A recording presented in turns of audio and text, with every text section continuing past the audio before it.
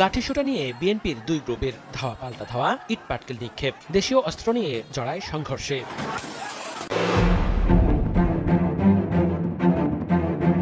যুক্তরাষ্ট্রের president Donald Trump ও দেশটির কংগ্রেসের মাধ্যমে বাংলাদেশের বিরুদ্ধে নিষেধাজ্ঞা আরোপের চেষ্টা চালানো হবে বলে জানিয়েছেন এক ভারতীয়। যারা উপদেষ্টা হয়েছে তাদের ব্যাপারে আপনাদেরকে ব্যবস্থা নিতে হবে।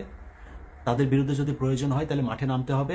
মাঠে নেমে তাদের বিরুদ্ধে আবার ফের যুদ্ধের ডাক দিতে হবে। ছাত্র জনতার অভ্যুত্থানে গেল আগস্টের প্রথম সপ্তাহে পতন ঘটে শেখ হাসিনা সরকারের। এরপর অন্তর্বর্তী সরকারের প্রধান উপদেষ্টা হিসেবে শপথ নেন ডক্টর ইউনূস।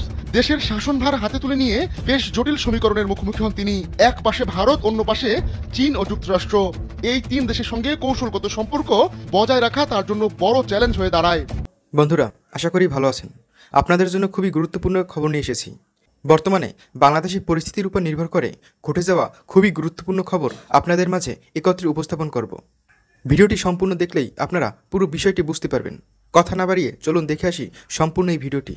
আপনারা যারা এই ভিডিওটি দেখছেন অনুগ্রহ করে একটি লাইক দিয়ে আমাদের সাথে থাকবেন এবং যারা চ্যানেলটি সাবস্ক্রাইব করেননি তারা অনুগ্রহ করে চ্যানেলটিকে সাবস্ক্রাইব করে রাখবেন।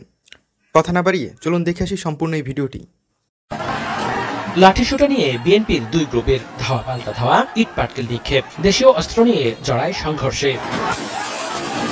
গাজীপুরের টঙ্গীতে ঝুট ব্যবসার নিয়ন্ত্রণ নিয়ে সংঘর্ষে জড়ায় বিএনপির দুপক্ষ। ২৭ শরীফ মার্কেট এলাকায় মাস্কট গ্রুপের ঝুট নিয়ে ঘটনার সূত্রপাত।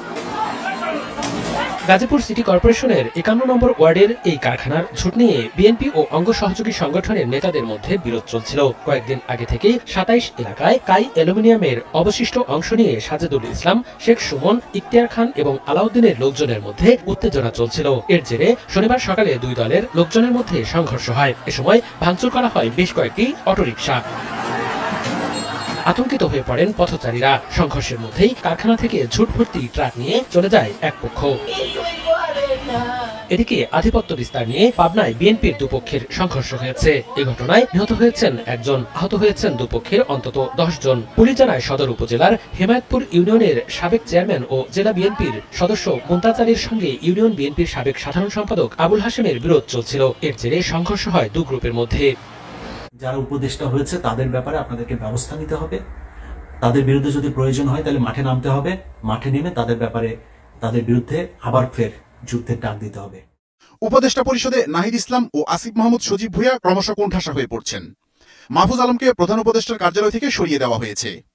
আওয়ামী লীগের মোস্তফা সরোয়ার ফারুকী ও শেখ বশিরকে উপদেষ্টা বানানো হয়েছে। ভালো মানুষ ডক্টর ইউনূসকে পাশ কাটিয়ে অনেক কিছুই করার চেষ্টা করছে স্বার্থান্বেষী গোষ্ঠী। এ অবস্থায় স্বাভাবিকভাবেই প্রশ্ন উঠছে, জুলাই বিপ্লব কি হাতছাড়া হয়ে যাচ্ছে? যুক্তরাষ্ট্র প্রবাসী সিনিয়র সাংবাদিক ইলিয়াস হুসাইন বলছেন, এখন যা কিছু হচ্ছে সবই বাংলাদেশের বিপক্ষে ও ভারতের পক্ষে। স্বাধীনতা অর্জনের চেয়ে রক্ষা করা কঠিন হয়ে গেছে। এই সবকিছুই হচ্ছে বাংলাদেশের বিরুদ্ধে, বাংলাদেশের ইসলামের বিরুদ্ধে এবং ভারতের পক্ষে। তবে আপনাদেরকে এই যুদ্ধে, যেটা আগেও আমরা জানি যে স্বাধীনতা অর্জনের চেয়ে রক্ষা করা কঠিন, আমার মনে হয় রক্ষা করার সেই কঠিন যুদ্ধটাতে আপনাদেরকে প্রস্তুত থাকতে হবে। বিক্ষোভধরা বলছেন, সরকার দায়িত্ব নেওয়ার পর কার্যত কোনো অগ্রগতিই হয়নি। পিলখানা হত্যাকাণ্ড নিয়ে অগ্রগতি নেই, মানুষ খেতে পারছে না, সিন্ডিকেটের দৌরাত্ম্য। এ অবস্থায় একজন আওয়ামী লীগারকে বানানো হয়েছে বাণিজ্য উপদেষ্টা। বিডিআর বিদ্রোহের ঘটনায় সাজাপ্রাপ্ত নিরীহ সৈনিকেরা এখনো কারাগারে। হাসিনার আমলে সাজাপ্রাপ্ত আলেমরাও কারাগারে। শেয়ার বাজারে প্রতারণার শিকার হয়ে আত্মহত্যা করা ও সর্বশান্ত হয়ে পথে বসা লোকগুলো কোনো প্রতিকার পায়নি, অথচ ভারতপন্থী লোকজনকে বসানো হচ্ছে সরকারের গুরুত্বপূর্ণ পদে। এখন যারা উপদেষ্টা হয়েছেন তারা পরামর্শক হিসেবে সরকারি থাকতে পারেন। উপদেষ্টা বানাতে হবে ছাত্রদের মধ্য থেকে। এছাড়া ডক্টর কনক সারওয়ার ও পিনাকি ভট্টাচার্যের মতো দেশপ্রেমিকদের দিয়ে উপদেষ্টা পরিষদ সাজাতে হবে। ছাত্রদের ব্যর্থ করার সিরিয়াস প্ল্যান বাস্তবায়ন করা হচ্ছে। সব জায়গায় ছাত্রদের টার্গেট করা হচ্ছে। বৈষম্য বিরোধী ছাত্র আন্দোলনে যে বিশাল সফলতা অর্জন করা হয়েছে সেই সফলতাকে ব্যর্থ করে দেওয়ার সিরিয়াস প্ল্যান বাস্তবায়ন করা হচ্ছে এই মুহূর্তে। এবং এই প্ল্যান বাস্তবায়নের ক্ষেত্রে যদি আপনি সিরিয়াসলি তাকান, সব জায়গায় মূলত ছাত্রদেরকে টার্গেট করে সবকিছু ইমপ্লিমেন্ট করা হচ্ছে এবং ছাত্রদেরকে পুরোপুরিভাবে এই পর্যন্ত অন্তত 4টা জায়গায় ব্যর্থ করা হয়েছে। প্রথম আলো ও ডেইলি স্টার পন্থীরা ডক্টর ইউনূসকে ভুল বোঝাচ্ছে। ডেইলি স্টারের আকবর হোসেনকে লন্ডনে ও গোলাম মর্তুজাকে ওয়াশিংটনে প্রেস মিনিস্টার বানানো হয়েছে। 2018 সালে নির্বাচনে নগ্নভাবে আওয়ামী লীগের পক্ষপাতিত্ব করেছিল গোলাম মর্তুজা। তারপর তাকে সুশীল বানিয়ে ডেইলি স্টারে বসানো হলো। এগুলো রয়ের প্ল্যান বি এর অংশ। এজন্য হাসনাত সার্জিসরা যে আবার আন্দোলনের ডাক দিয়েছে, সে আন্দোলনে সবাইকে সামিল হতে হবে। ভারতপন্থীদের আবারও বিতাড়িত করার ডাক দিয়ে ঐক্যবদ্ধ হতে হবে বলে মনে করেন সংশ্লিষ্টরা। যুক্তরাষ্ট্রের প্রেসিডেন্ট ডোনাল্ড ট্রাম্প ও দেশটির কংগ্রেসের মাধ্যমে বাংলাদেশের বিরুদ্ধে নিষেধাজ্ঞা আরোপের চেষ্টা চালানো হবে বলে জানিয়েছেন এক ভারতীয় আমেরিকান নেতা। আগামী 4 বছর ডোনাল্ড ট্রাম্প ক্ষমতা গ্রহণের পরই বাংলাদেশের বিরুদ্ধে তারা কাজ শুরু করবেন বলে জানিয়েছেন তিনি। ভারতীয় আমেরিকান নেতা ডাক্তার ভারত বড়াই বার্তা সংস্থা পিটিআইকে জানান, নির্বাচনের আগে বাংলাদেশে সংখ্যালঘুদের উপর নির্যাতনের অভিযোগ তুলে ডোনাল্ড ট্রাম্প যে পোস্ট দিয়েছিলেন সেটি তাদের উদ্বুদ্ধ করেছে। আর এ বিষয়টি কাজে লাগিয়েই বাংলাদেশের উপর নিষেধাজ্ঞা দিতে তারা ট্রাম্পকে উদ্বুদ্ধ করার চেষ্টা করবেন। পিটিআইকে এই ভারতীয় আমেরিকান বলেছেন, বাংলাদেশে হিন্দু ও তাদের মন্দিরে হামলার ব্যাপারে ট্রাম্প সাহসী বিবৃতি দিয়েছেন। তিনি একজন সাহসী ব্যক্তি। যদি পরিস্থিতির উন্নতি না হয় তাহলে তিনি বাংলাদেশের বিরুদ্ধে অর্থনৈতিক নিষেধাজ্ঞার কথা চিন্তা করতে পারেন। বাংলাদেশের উপর নিষেধাজ্ঞা দিতে ট্রাম্পের কাছে পৌঁছাতে ভারতীয় আমেরিকানরা সক্রিয়ভাবে কাজ করছে বলেও জানিয়েছেন তিনি।